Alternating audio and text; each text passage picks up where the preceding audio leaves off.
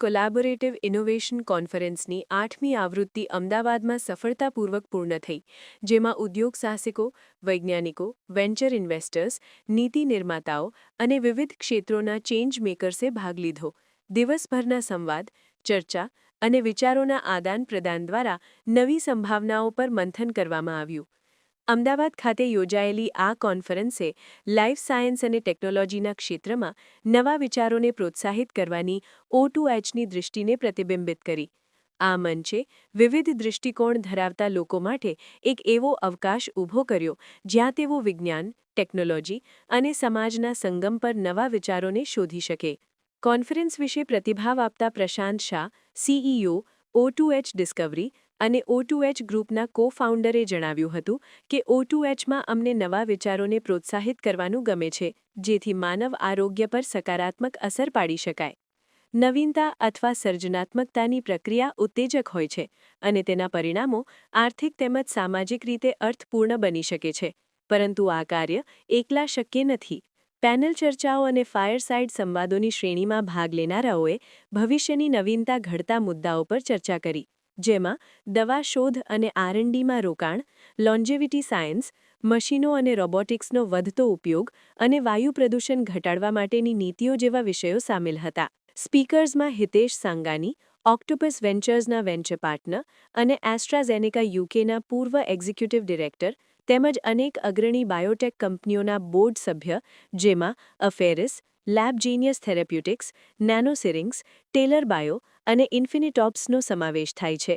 તેમની સાથે સુરેલ દેસાઈ, નિશિત દેસાઈ એસોસિએટ્સમાં ડિસરપ્ટર અને યુગન મીડિયા LLPના ફાઉન્ડરે પણ વેન્ચર ઇન્વેસ્ટમેન્ટ, AI આધારિત નવીનતા અને વૈજ્ઞાનિક ઉદ્યોગ સાહસિકતાના બદલાતા પરિદૃશ્ય પર પોતાના વિચારો રજૂ કર્યા.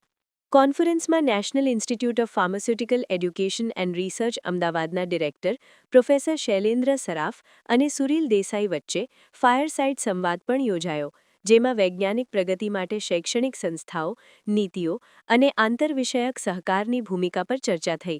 દિવસભરની ચર્ચાઓમાં લોન્જેવિટી સાયન્સ ક્ષેત્રમાં થયેલી મહત્વપૂર્ણ પ્રગતિ પર પણ ધ્યાન કેન્દ્રિત થયું, જેમાં આરોગ્યપૂર્ણ આયુષ્ય વધારવા માટે નવા ઉપચારો અને પ્રતિરોધાત્મક અભિગમોની ચર્ચા કરવામાં આવી.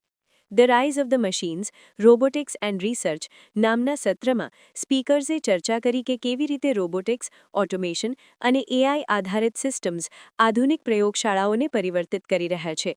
આ ટેકનોલોજીઓ ઝડપી પ્રયોગો સંભવ બનાવી રહી છે, રિસર્ચની વિશ્વસનીયતા વધારી રહી છે અને દવા શોધ અને વિકાસની પ્રક્રિયાને વધુ ઝડપી બનાવી રહી છે. નવીનતા સહકાર, ચર્ચા અને વિચારોના આદાન-પ્રદાનથી વિકસે છે, જ્યાં વિવિધ દૃષ્ટિકોણ, વિચારશૈલી અને કુશળતા ધરાવતા લોકો એકસાથે આવે છે.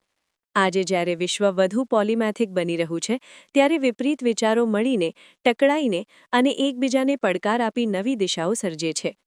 અમે સહયાગ આધારિત નવીનતાના એવા મોડેલમાં અમારી ભૂમિકા નિભાવવા ઈચ્છીએ છીએ, જે માત્ર વ્યક્તિગત વિચારો અથવા બ્રાન્ડ્સની અંદર સીમિત ન રહે, પરંતુ ખુલ્લા સમુદાયો અને ઇકોસિસ્ટમ સાથે વહેંચાયેલો અભિગમ બની રહે. ઓકે, એટલે ઇનોવેશન ઇકોનોમી માટે અને સોસાયટી માટે બહુ ઇમ્પોર્ટન્ટ છે. એટલે નવા ઇનોવેશન આવે ને, નવા કંપનીઓમાં થાય, નવા ઓન્ટરપ્રનર આવે, જેના સોલ્યુશન્સ આવે અને એના ઉપર ઇકોનોમી થોડા બને. અને છે ને 10-15 વર્ષ પહેલાં ગુજરાતમાં ફોરેન ડિરેક્ટ ઇન્વેસ્ટમેન્ટ આપણું ઇન્ટરેસ્ટ હતું. એના પછી મેક ઇન ઇન્ડિયાનો ઇન્ટરેસ્ટ આવ્યો.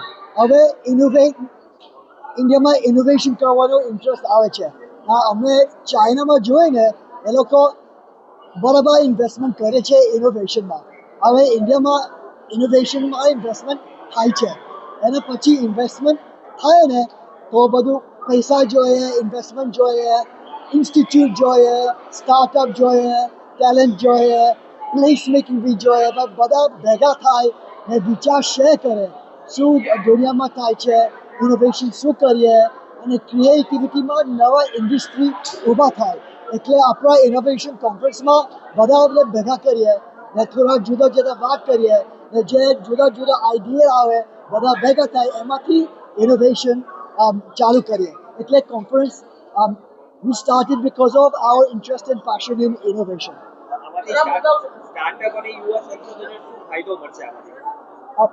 છે ને ઇનોવેશનમાં ખબર ના પડે કેવી રીતે ચાલુ થાય ઇનોવેશન.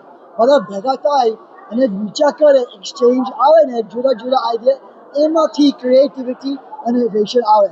ને તમે બધા જુઓ ને ઇન્ડિયામાં તો દુનિયાના પહેલા યુનિવર્સિટી નાલંદામાં હતું. ને એમાં નાલંદામાં બધા ભેગા થતા આખા દુનિયામાંથી, ને જુદા જુદા આઈડિયાઝ, જુદા જુદા પર્સપેક્ટિવ્સ આવે, બધા નોલેજ શેર કરીએ, એમાંથી ઇનોવેશન આવે. ને આપણો ટ્રેડિશન છે ને તો બધા ભેગા ન થતા, બધું પોતે રાખીએ, પણ ઇનોવેશન થવા માટે બધા શેર કરવું જોઈએ, નોલેજ શેર કરવું જોઈએ, આઈડિયા શેર કરવું જોઈએ, એમાંથી ઇનોવેશન આવે. ને આપણા ઇન્ડિયામાં કોમ્પિટિશન, આપણા ઇન્ડિયામાં આખા દુનિયામાં કોમ્પિટિશન ઇન્ડસ્ટ્રીમાં થશે.